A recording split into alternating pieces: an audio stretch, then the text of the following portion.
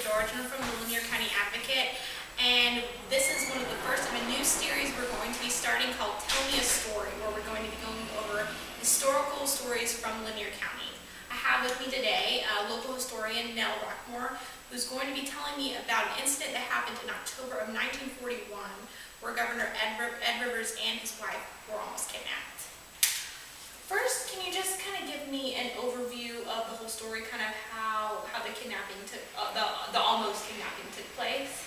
Well, the governor and Miss Rivers were asleep in their house out on Banks Lake, and about 10 o'clock they heard a loud knock at the door, and Rivers went to the door and asked who it was, and he told him he had a package from the FCC, and Rivers told him that he was not expecting a package. So anyway, the would-be kidnapper talked to him into letting him in the house. He did, he had a gun. And and Rivers started to turn on the light, and he said, "Don't turn on that light." So then Rivers grabbed his hand where the gun was and started wrestling with him to get the gun away, but he never did. And then they started tussling, fighting, and he was trying to fight him off. And Miss Rivers heard all the commotion, so she went after him. She was a fighter too, so the two of them just fought him, but he kept that gun. And it shot at least twice, once in the wall, and the other shot, I don't know where the other shot went, but anyway, they finally got the best of him, had him pinned down to the floor. So Rivers told him to give up the gun, and he wouldn't do it. So Ms. Rivers ran out the front door yelling for help. And then the kidnapper lunged up and got away from Rivers and started out the door and got in his car. Well, these four boys were over at a fish restaurant right across the road from where the Rivers lived. So they heard the commotion and already started walking up the dam to see what was going on. And Rivers yelled at him, said, "Jesse, follow that car." So they got in Jesse's car, and these three other boys got in with him, and they had plenty of gas and had guns in the car too. And so here they went, lickety-split, wide open, and drove all the way to Valdosta. And by that time, the police were following them, of course.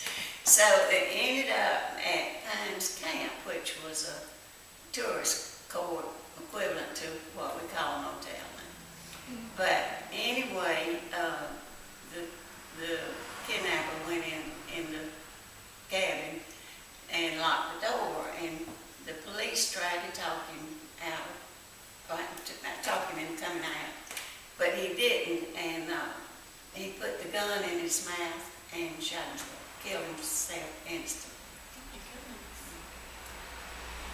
Well, tell me a little bit about, tell me where you were when you heard that, or kind of how you heard about this incident. Well, I was in Valdosta in college at that time, so I would not have been, probably would not have been in Lakeland, and I would guess that my mother called and let me know about it. Our families were really close.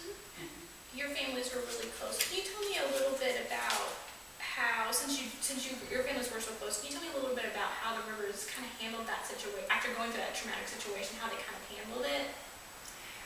Well, soon after the governor went out of office, he spent a lot of time in South Florida where they had business interests. And so Ms. Rivers was left alone here a lot of the time, and she was nervous about staying by herself after that. So a lot of the time she would go spend the night at my family's house. And then sometimes when I was at home, I would go out and spend the night with her. So she wouldn't feel as nervous. But of course that would make you nervous. Yeah, no, that would make me nervous. And the kidnapper at one point said, I'm not the only one in this. Somebody else is in it with me. So that probably. He said that there was accomplices. Mm-hmm. Did they ever figure out why he did it, or did they just never figure out? Well, probably for ransom. It was not uncommon back then To do ransom? kidnappers to ask for ransom.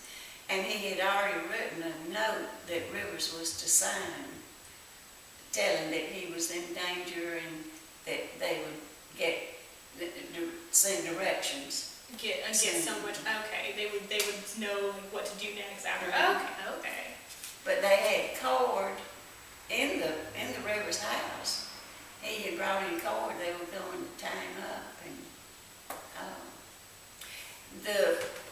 the way they found out who he was, he had a note in his pocket saying, "Notify my wife, Mrs. Horace Bickle, I don't know how it was pronounced, in New York City."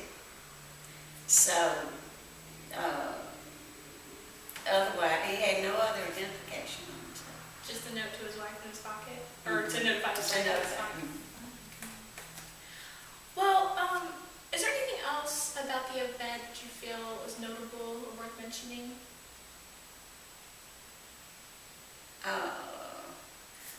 Well, after, years later, I was working on a book, and I interviewed one of the 4 boys who chased the car. Who said, go follow that car, yeah. Right, and he went over the story again with me, and he said that he was looking in the window and saw the man shoot himself. Oh my goodness. Put the gun in his mouth. And shoot himself. Okay. That man was Marvin Crosby. Marvin Crosby. That's the one you interviewed for the book? Okay. Well, that will be the end of our story. Thank you very much for joining me today and talking to me. I really appreciate it. Thank you for having me. I'm honored.